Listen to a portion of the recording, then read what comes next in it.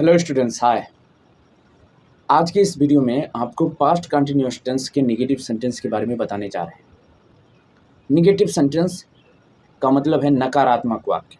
नकारात्मक वाक्य का मतलब है जिस वाक्य में नहीं शब्द आता है वो वाला सेंटेंस, वो वाला वाक्य। ध्यान से सुनिए। नॉट, नॉट मीन्स क्या होता है? नहीं। तो नॉट का यूज बताने जा रहे हैं हम लोग। आप किस तरह से नॉट का यूज किसी सेंटेंस में करते हैं वो बताने जा रहे हैं। कोई भी सेंटेंस हो, आपको नॉट का यूज हेल्पिंग वर्ब के बाद करना है।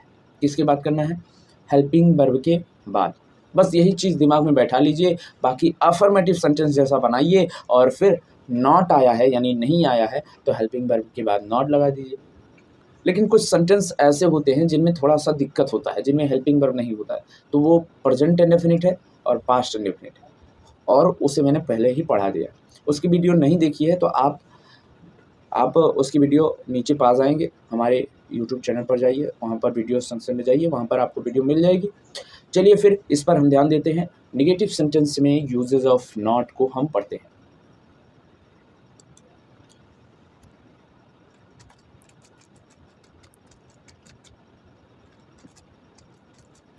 Uses of not, uses of not. Not means क्या होता है? नॉट मीन्स होता है नहीं। नॉट मीन्स क्या होता है? नहीं।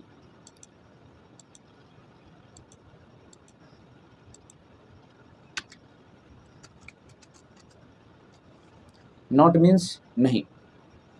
कोई भी सेंटेंस है जो पास्ट कंटिन्यूअस टेंस का है, उसमें अगर नहीं आया तो उसके लिए उसे आप कैसे बनाएंगे, उसके लिए मैं रूल लिख रहा हूँ, तो ध्यान से उस रूल को देखिए।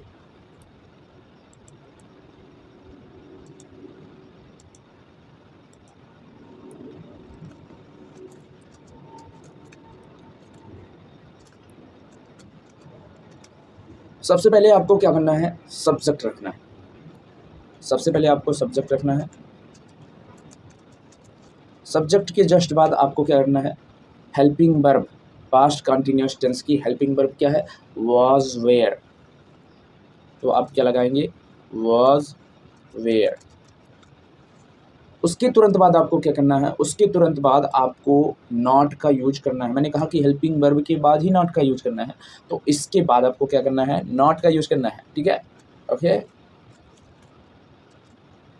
स्मॉल लेटर में यूज करेंगे, मैं फिलहाल यहाँ अलग देखने के लिए उसे कैपिटल में लिख रहा हूँ।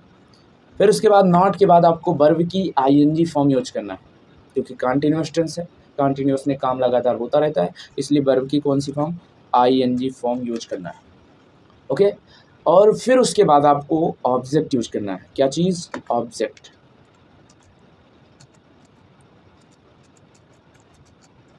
ऑब्जेक्ट के बाद आपको क्या यूज करना है? अदर्स कुछ है तो उसे यूज कर देना है और फुल स्टॉप लगा देना है।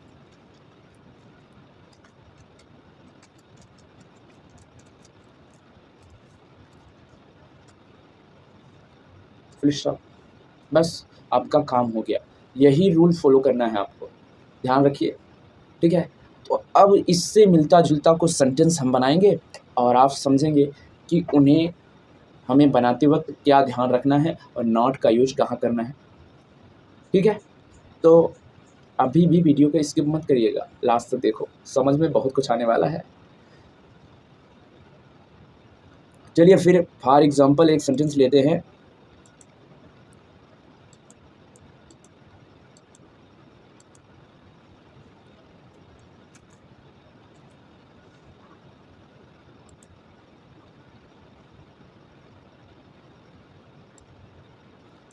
एग्जाम्पल के तौर पर सेंटेंस जो है वो क्या है?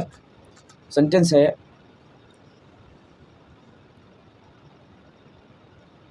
वो अपने घर में नहीं रह रहा था। वो अपने घर में नहीं रह रहा था। ठीक है, ये हमारा सेंटेंस है। वो अपने घर में नहीं रह रहा था। जब भी किसी आदमी का जिक्र होता है तो उसके लिए वो की अंग्रेजी हो जाती है ही। और यहाँ इसको हम अगर ट्रांसलेट करें तो यहाँ पर एक एरो यूज करेंगे।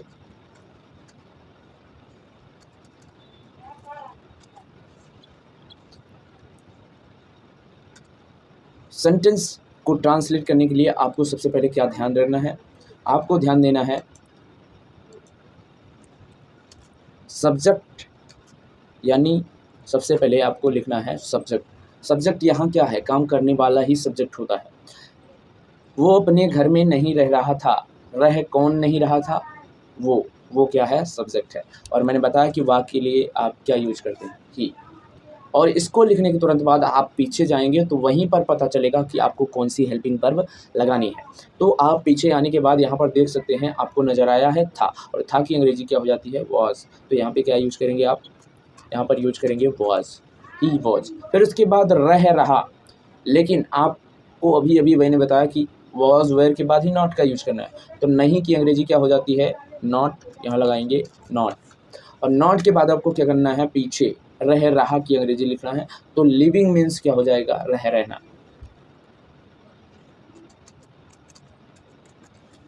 ही वॉज नॉट लिविंग अपने घर में, तो अपने घर की अंग्रेजी क्या हो जाएगा, his house, in his house, sorry इन लगाएंगे क्योंकि मे भी तो आया है, इन हिज हाउस, वो अपने घर में नहीं रह रहा था। ये हो गया, आपको एक एग्जाम्पल मैंने दिखाया और आप मेरे ख्याल से समझे होंगे। चलिए फिर एक और एग्जाम्पल लेते हैं और फिर उसके बाद वीडियो को एंड करते हैं। आपको कुछ भी डाउट रहता है तो आप कमेंट करके पूछ सकते हैं, ठीक है, हम आपकी मदद करने के लिए तत्पर हैं। सबसे पहले आपको एग्जाम्पल लेना है, एक सेंटेंस हिंदी का लेना है।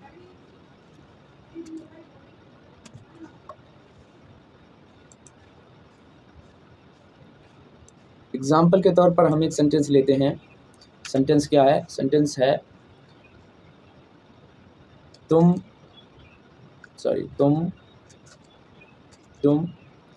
मेरी बात नहीं सुन रहे थे,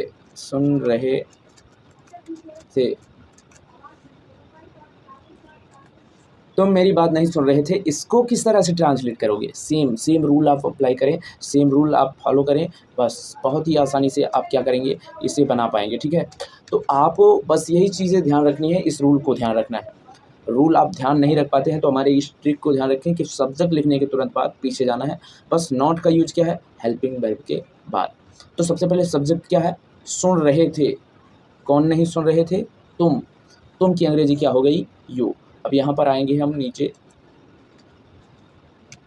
तुम की अंग्रेजी हो गई यू, ठीक, सॉरी,